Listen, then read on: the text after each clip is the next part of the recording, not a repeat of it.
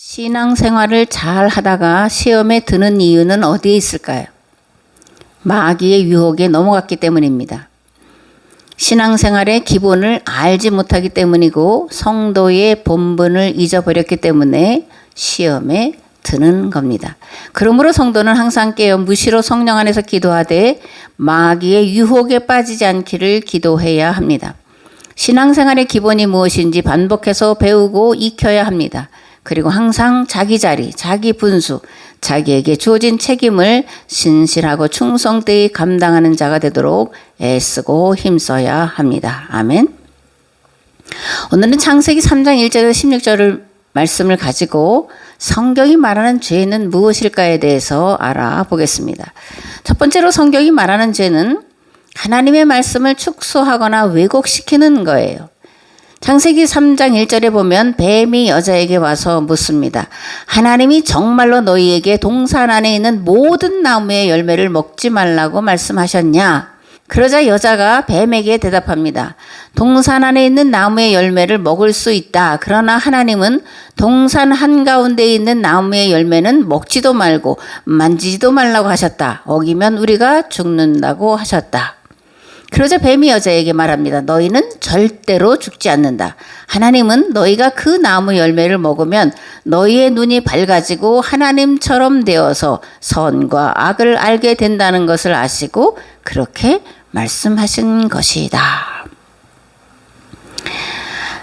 또 성경이 말하는 죄의 본질은 탐욕이에요. 근데 탐욕의 끝은 하나님과 같아지려는 교만입니다. 여자가 뱀의 말을 듣고 나무의 열매를 보니까 보암직도 하고 먹음직도 하고 그래서 그 먹고 싶은 욕망이 불일 듯 일어나게 되고 그래서 하나님과 맺은 약속을 깨뜨리고 열매를 따먹습니다.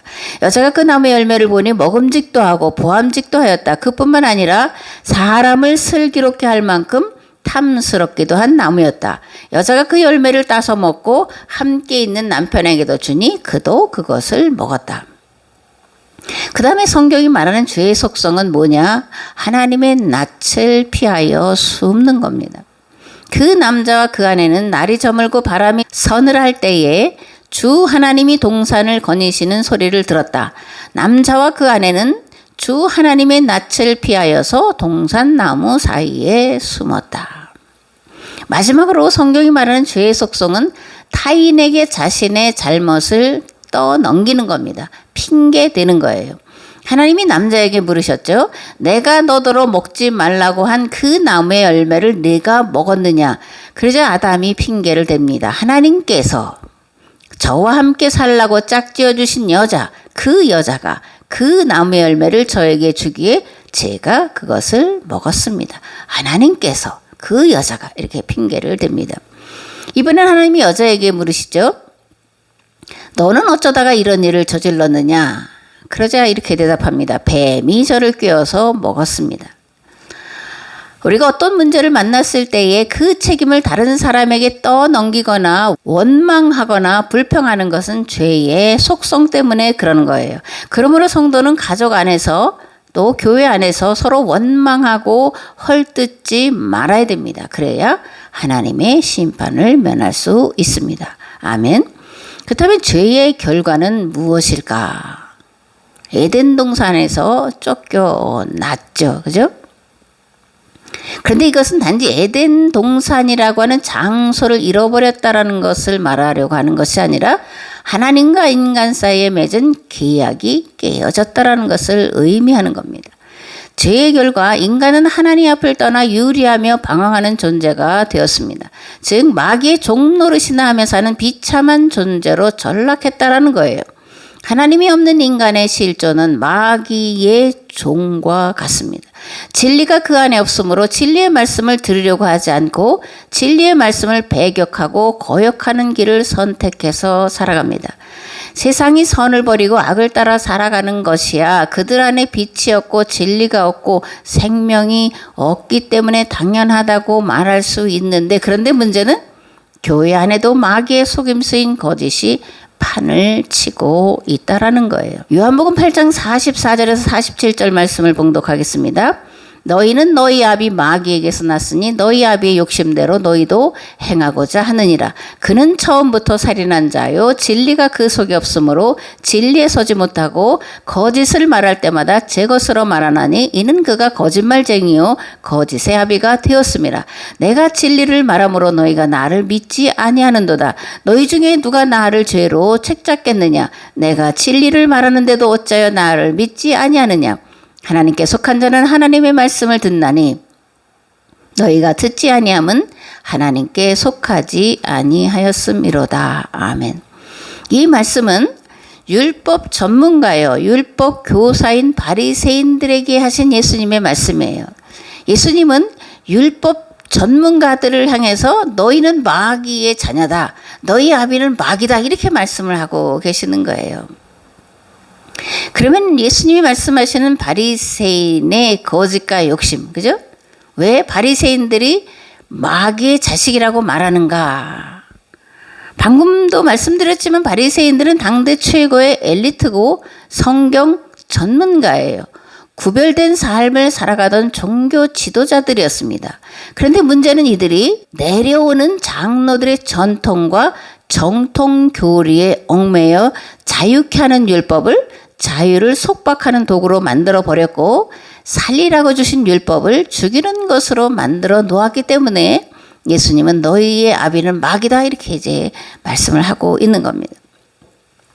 예수님 마태복음 13장 52절에서 말씀을 가르치는 자가 마땅히 갖추어야 할 자세에 대해서 이렇게 말씀합니다. 천국의 제자된 서기관마다 마치 새 것과 옛 것을 그 곳간에서 내오는 집주인과 같으니라. 아멘. 전통과 정통에 얽매여서가 아니라 그것을 새롭게 해서 새로운 세대들이 지켜나갈 수 있는 새로운 신학, 새로운 교리를 만들어서 가르쳐 지키게 하라는 그런 말씀입니다. 아멘. 예수님이 바리새인들의 죄에 대해서 이제 지적을 하셨는데 두 가지 예를 들어서 말씀을 드리겠습니다. 첫 번째는 안식일법이에요. 안식일법은 하나님을 위한 법일까, 사람을 위한 법일까? 이런 질문을 우리가 던져봐야 됩니다. 그런데 출애굽기로 보면 안식일법은 하나님을 위한 법처럼 보여요. 그런데 신명기로 다시 보면 사람과 가정을 위한 법이라는 것을 알 수가 있습니다. 아멘. 하나님은 모세를 통해서 하비르들을 애굽 땅 종되었던 것에서 구원해 내시고 그리고 시내산에 이르게 하시고 그들과 계약을 맺으셨습니다. 그러면 하비르들과 맺은 계약의 내용이 뭐냐? 십계명으로 축약되어 있습니다. 그리고 이 십계명의 핵심은 제4계명인 안식일 계명에 있는데 이 안식일 계명은 안식년과 희년의 법으로 확대되고 완성되고 있음을 우리가 볼 수가 있습니다. 아멘. 근데 문제는 예수님 당시 이런 계약법 정신과 의미는 사라지고 단지 문자대로 십계명을 지키면 의인이고 구원받았고 문자대로 십계명을 지키지 못하는 자들은 죄인이고 구원받지 못한다고 바리새인들과 율법학자들은 가르쳤고 그래서 예수님이 이들에게 화 있을진저 외식하는 서기관들이여 또 너희 아비는 마귀다 이렇게 무서운 책망을 하신 거예요. 올바른 신앙생활은 성경 말씀의 기초에서 살아가는 겁니다. 우리가 하나님의 말씀을 세 가지를 통해서 들을 수가 있는데 첫 번째는 기록된 말씀 성경이에요. 두 번째는 성령에 감동되어 선포되는 설교입니다. 마지막으로 역사예요. 그럼 역사가 왜 성경일까? 이제 이런 질문이 생기는데 그것은 역사를 통해서 하나님께서 어떻게 이 세상 가운데 들어오셔서 역사를 주관해 오셨는지를 알 수 있기 때문에 역사도 또 다른 하나의 성경이다 이렇게 말할 수 있다라는 겁니다. 아멘. 오늘 우리는 어떻습니까? 대부분 내려오는 정통 신학과 정통 교리를 지키면 그것이 곧 성경 말씀을 지킨 것이라고 믿고 있어요. 왜냐하면 그렇게 가르쳐 왔기 때문에 그렇습니다. 그러나 분명한 것은 정통 신학과 정통 교리는 성경과 동등한 위치에 있지 않다라는 겁니다. 성경은 하나님의 말씀이고 영감으로 기록되고 계시로 주어진 말씀이고 신학이나 교리는 사람이 하나님에 대하여 말씀한 것이고 어떻게 지킬 것이냐에 대해서 조항으로 만든 것이라는 것을 알아야 됩니다. 성도들은 오늘 강단에서 선포되는 말씀을 따라서 신앙생활을 해야 돼요. 그리고 역사의 진행 방향을 내다보고 신앙생활을 해야 됩니다. 만약 캐캐묵은 신학과 교리를 따라 신앙생활을 한다면 하나님 앞에 서는 날에 반드시 책망을 받고 말 거예요. 새술은 새 부대에 넣어야 둘 다 안전합니다. 마찬가지로 새로운 시대를 이끌어갈 새로운 신학과 새로운 교리를 만들어 지키도록 목사는 설교를 통해서 가르쳐야 하는 책임이 있습니다. 아멘. 그렇다면 죄의 본성은 무엇일까? 한마디로 말하면 자기의예요. 인간은 수행이나 고행으로 의로워질 수 없는 존재죠. 그렇다면 하나님 앞에 의로운 자는 누가 될까? 자신이 죄인인 것을 고백하는 자예요. 스스로 의로울 수 없다고 하는 것을 인정하는 자입니다. 하나님은 회개하는 자를 용서하시고 회개한 자를 의롭다고 인정해 주시는 줄을 믿습니다. 아멘. 두 번째로 예를 들어보면 정결례법이에요. 마태복음 15장에는 정결례법에 대해서 예수님이 책망하는 그런 말씀이 있는데 이렇게 되어 있습니다. 외식하는 자들아 이사야가 너희에 관하여 잘 예언하였도다. 일러스되 이 백성이 입술로는 나를 공경하되 마음은 내게서 멀도다. 사람의 계명으로 교훈을 삼아 가르치니 나를 헛되이 경배하는도다 하였느니라 하시고 무리를 불러 이르시되 듣고 깨달으라. 입으로 들어가는 것이 사람을 더럽게 하는 것이 아니라 입에서 나오는 그것이 사람을 더럽게 하는 것이니라. 아멘. 그러니까 15장 1절부터 쭉 이제 말씀을 보면 정결례법에 대한 그런 말씀이에요. 예수님 당시 바리새인들은 음식을 먹기 전에 반드시 이제 물을 뿌리는 그런 전통이 있었습니다. 우리처럼 손을 열심히 씻는 게 아니에요. 단지 물 몇 방울 이제 떨어뜨리는 것으로 정결예법을 지키는 건데 예수님은 이러한 전통을 의도적으로 어기셨습니다. 그러니까 제자들도 따라 했는가 봐요. 그러니까 바리새인과 서기관들이 예루살렘으로부터 지금 갈릴리로 예수님 계신 곳으로 와서 따져 묻는 거예요. 당신의 제자들이 어찌하여 장로들의 전통을 범하나이까? 떡 먹을 때에 손을 씻지 아니하나이다. 그래서 예수님 말씀하시는 거죠. 입으로 들어가는 것이 사람을 더럽게 하는 것이 아니라 마음에서 나오는 그 말, 그 생각, 그 의도가 사람을 악하게 만드는 것이고 부정하게 만드는 거다. 이렇게 이제 말씀을 하고 계신 겁니다. 사도 바울은 갈라디아서 5장에서 이렇게 말을 해요. 육체의 일은 분명하니 곧 음행과 더러운 것과 호색과 우상숭배와 주술과 원수 맺는 것과 분쟁과 시기와 분냉과 당짓는 것과 분열함과 이단과 투기와 술취함과 방탕함과 또 그와 같은 것들이라. 전에 너에게 경계한 것 같이 경계하노니 이런 일을 하는 자들은 하나님의 나라를 유업으로 받지 못할 것이다. 아멘. 갈라디아서 5장에서 사도 바울이 이게 쭉 인용하고 있는 것들은 마음속에서 나오는 거예요. 그래서 손을 씻지 않는 것이 사람을 부정하게 하는 것이 아니라 마음속에 품은 그 생각이 사람을 부정하게 한다. 사도 바울도 이렇게 말하고 있고 예수님이 이렇게 말씀을 하신 겁니다. 죄의 결과 에덴 동산에서 쫓겨났다고 말씀드렸는데 그 다음에 또 어떤 결과가 있었냐? 땅이 저주를 받게 되었습니다. 땅이 너 때문에 저주를 받을 것이다. 너는 죽는 날까지 수고를 하여야만 땅에서 나는 것을 먹을 수 있을 것이다. 땅은 너에게 가시덤불과 엉겅퀴를 낼 것이다. 너는 들에서 자라는 푸성기를 먹을 것이다. 아멘. 인간이 죄를 짓기 전에 에덴 동산에서는 어떤 삶을 살았을까? 하나님께서 자연 만물을 통해 공급해 주시는 것으로 넉넉히 먹고 살았습니다. 에덴의 삶은 어떤 초월적인 그런 삶을 말하는 게 아니에요.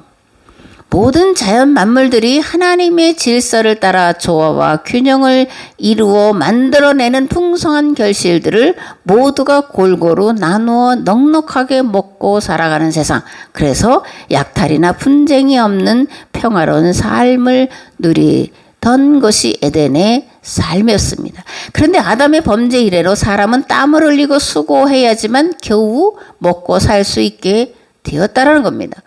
그러면 부족한 먹거리 문제를 어떻게 해결했냐? 약탈과 침략 전쟁을 통해서 부족한 먹거리들을 해결을 했다라는 거예요. 오늘날도 마찬가지입니다. 빈부격차가 더욱더 심화되고 있음을 피부로 느끼고 있어요. K푸드라는가? 뭐 그런 건 안에 비싸고 또 뭐라더라 양이 적고 그래서 바가지 쓰는 것 같고 속은 것 같다 이런 것들 외국 사람들이 많이 한다 그러는데 문제는 한국 사람들은 비싸면 더 잘 가더라 자리가 없더라. 이게 극명하게 드러나는 빈부 차이의 사실 비극적인 그런 모습인 것을 알 수가 있습니다. 또 죄의 결과 부부 사이에 차별 그리고 차등의식이 생겨났습니다.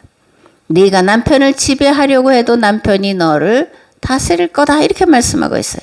사실 하나님이 여자를 남자의 갈빗대로 만드셨다라는 말씀은 남자 여자는 동등한 존재다라는 것을 말씀하고자 하는데 그 목적이 있어요. 그런데 인류 역사 가운데 남녀 차별 차등 의식은 깊이 뿌리 박혀 내려왔고 오늘날에도 그 문제는 여전히 심각한 문제를 발생하고 있는데 죄의 결과라는 겁니다. 아멘. 마지막으로 죄의 결과 인간에게 죽음이 찾아왔습니다. 너는 흙에서 나왔으니 흙으로 돌아갈 것이다. 그때까지 너는 얼굴에 땀을 흘려야 나다를 먹을 수 있을 것이다. 너는 흙이니 흙으로 돌아갈 것이다. 아멘. 그렇다면 하나님은 사람을 만들어 놓고 사람이 죄로 인해서 하나님과 계약관계가 끊어짐으로 먹고 사는 문제, 죽음의 문제가 이러는데 그것을 그냥 보고만 계셨을까? 그래 네가 죄를 졌기 때문에 당연히 너는 죽어야 돼. 아주 싸다. 그렇게 하고 그냥 바라만 보셨을까? 아니라는 얘기입니다. 하나님은 인간의 죽음의 문제를 해결해 놓으셨어요. 그것이 십자가 사건입니다. 하나님이 사람 되셔서 이 땅에 오셨고 구원의 길을 열어놓으시기 위해 대속의 십자가를 지고 죽으셨습니다. 부활하신 다음 성령을 믿는 자들 가운데 보내주셔서 세상을 구원할 공동체인 교회를 세우게 하시고 교회에게 세상을 구원하는 일을 맡기셨습니다. 교회는 세상을 구원할 무한 책임을 맡은 자들의 모임을 말하는 거예요. 그러므로 교회는 세상의 하나님 나라의 모습을 보여주어야 합니다. 그래서 세상이 교회를 보고 하나님께로 나오도록 해야 합니다. 아멘. 마태복음 6장 13절 말씀을 함께 봉독하겠습니다. 우리를 시험에 들게 하지 마시옵고 다만 악에서 구하시옵소서. 나라와 권세와 영광이 아버지께 영원히 있사옵나이다. 아멘. 시험에 들게 하지 마시옵고 해서 이 시험이라는 단어가 나오는데 이 단어에는 두 개념이 들어있습니다. 하나는 징계와 훈련, 다른 하나는 유혹이라는 개념이 들어있어요. 또 시험은 마귀로부터 오는 것이 있고 하나님께로부터 오는 것이 있는데 하나님께로부터 오는 시험은 연단과 훈련을 통해서 바른 신앙과 온전한 삶에 이르도록 하기 위해서 주어지는 거예요. 그래서 징계와 훈련이라는 뜻이 시험이라는 단어 속에 들어가 있습니다. 그런데 마귀로부터 오는 유혹은 하나님과 복된 관계를 깨뜨리고 파괴와 멸망으로 이끌어가기 때문에 시험을 여기선 유혹이다라고 바꾸어서 생각을 해 더 가까운 개념이다. 이렇게 이제 말씀을 드립니다. 죄가 무엇이죠? 앞에서도 계속 말씀드렸지만 성경이 말하는 죄는 하나님과 온전한 관계를 깨뜨리는 거예요. 그렇기 때문에 우리는 날마다 기도할 때에 시험에 들게 하지 마시옵고 라고 기도해야 합니다. 아멘. 기도할 때에 이제 세 존재를 우리가 만나게 돼요. 우리는 기도하면 다만 하나님 앞에 내가 원하는 어떤 것을 이루어 달라고 구하는 것으로 생각하지만 기도의 단계에선 세 존재를 만나게 되는데 하나님을 만나게 됩니다. 그리고 나라고 하는 나를 만나게 되고 마귀를 만나게 돼요. 그런데 하나님을 만나고 나 자신을 만나고 마귀를 만나는 이것은 기도의 깊이와 상관관계가 있습니다. 그리고 경험의 정도에 따라서 하나님을 만나는 정도도 차이가 있고 나를 만나는 정도의 차이가 있고 마귀를 만나는 정도의 차이가 있다라는 겁니다. 즉 하나님을 경험한 만큼 사탄과 나 자신을 보게 된다라는 거예요. 사탄을 경험해 보면 마귀가 모든 죄의 근원임을 알게 되고 마귀의 간교함과 사악함, 그저 끈질김과 집착에 대해서 알 수 있는데 누가복음에 보면 예수님이 십자가에서 죽으실 때까지 마귀가 끝까지 예수님을 따라 붙어 있는 것을 볼 수가 있습니다. 한 번 마귀의 올무에 걸리면 쉽게 놓아주지 않아요. 결코 벗어날 수가 없습니다. 이단과 사이비에 미혹된 사람들, 거기서 빠져나오기가 하늘의 별 따기보다 어렵습니다.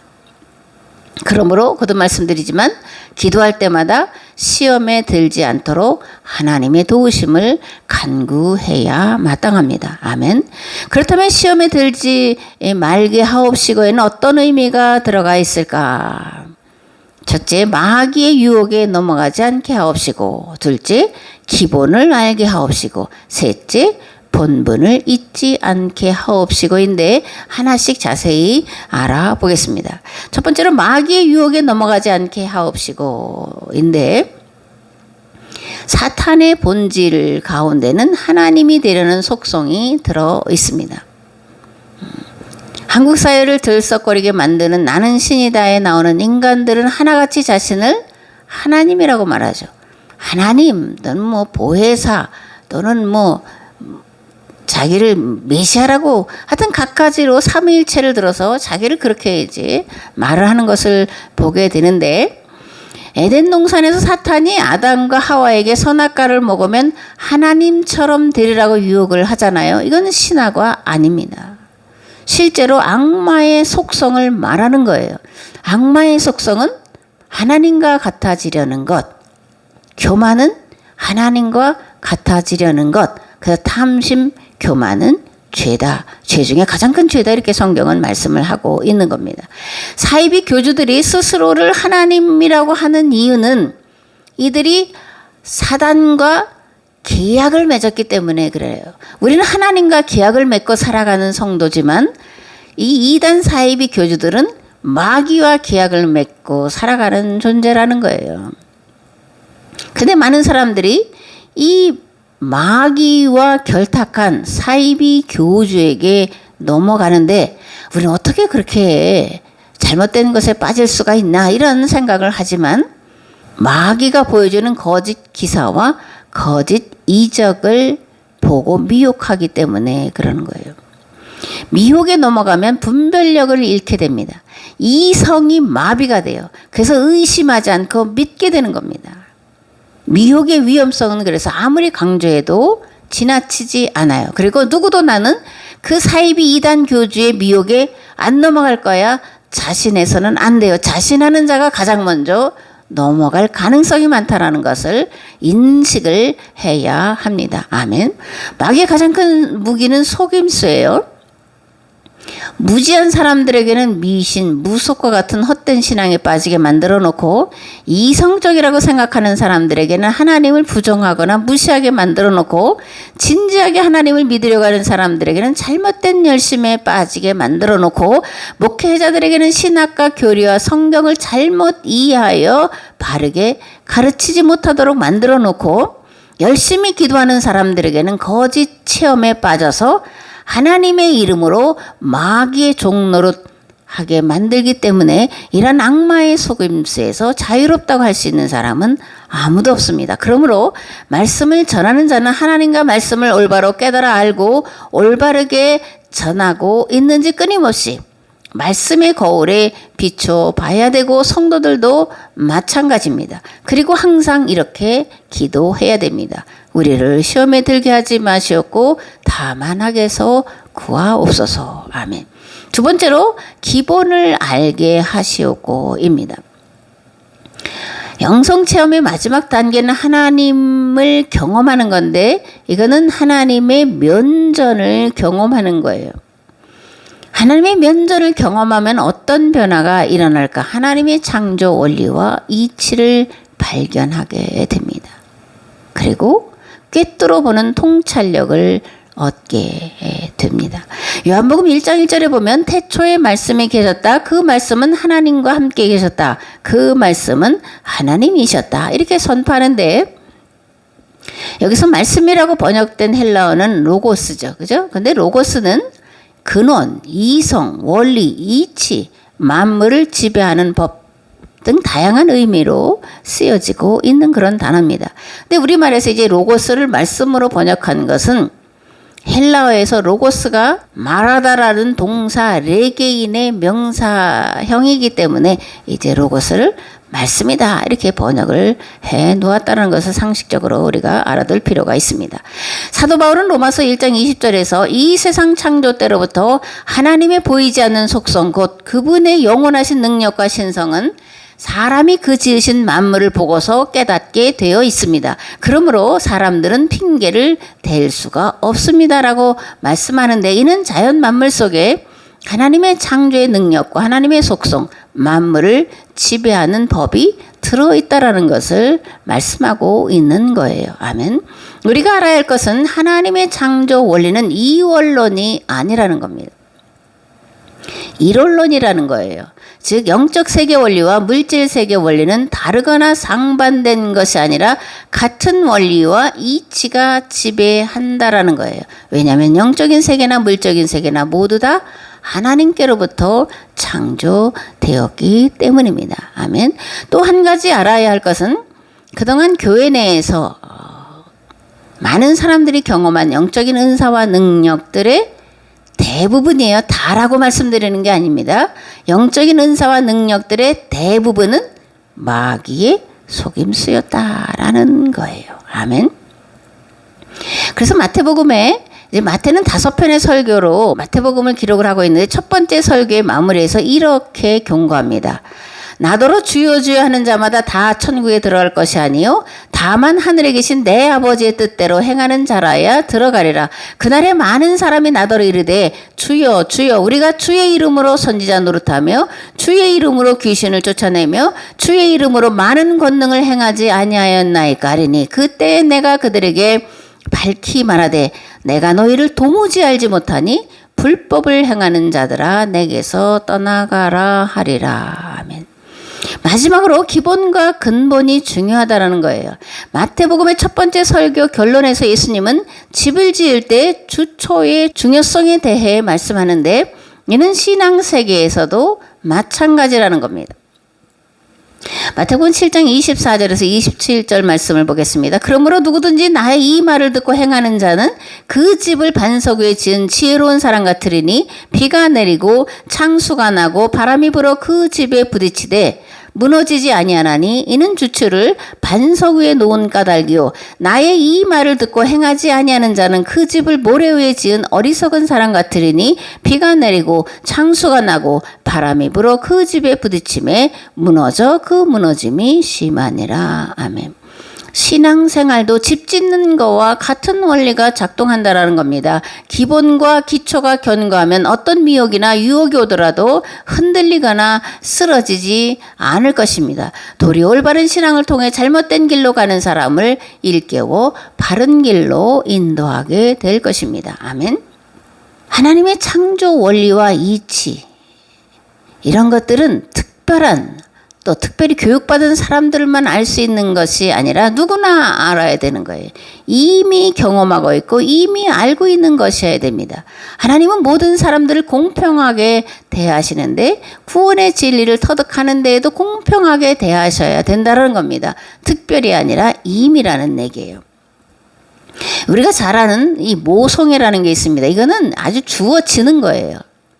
자식을 위해서 모든 것을 희생할 준비 자세가 되어 있는 겁니다. 또 심은 대로 거두는 인과율, 그리고 낮은 대로 흐르는 중력의 법칙, 또 모기사슬의 원리 이런 것들은 성경의 원리와 하나님의 존재 양식이 다르지 않고 같다라는 것을 보여주는 거라는 겁니다. 물이 낮은 곳으로 흘러가던 모든 물체가 낮은 곳으로 행하는 중력의 원리는 가장 낮은 곳에 계시는 하나님께로 회귀하는 원리와 같다라는 겁니다. 아멘. 셋째, 본분을 잊지 않게 하시옵고입니다. 마귀의 고등술책은 본분을 잊게 하는 거예요. 주객이 전도되게 하는 겁니다. 그래서 가장 중심으로 반드시 해야 될 일을 있게 하고 다른 주변의 것을 하다가 정작 해야 될 것을 못하게 만드는 게 마귀의 술책이라는 거예요. 이게 이스라엘 역사와 교회 역사 가운데 쭉 이어져 내려온 건데, 이스라엘 역사는 넘어가고 개신교회, 특별히 복음주의 이후에 이 300년 동안 교회는 영혼 구원과 선교에 집중을 했습니다. 그 결과 교회가 마땅히 해야 될 일을 잃어버렸다라는 거예요. 교회의 정체성, 교회의 존재 이유, 교회의 존재 목적이 뭐냐고요. 세상을 구원하는 공동체잖아요. 그죠?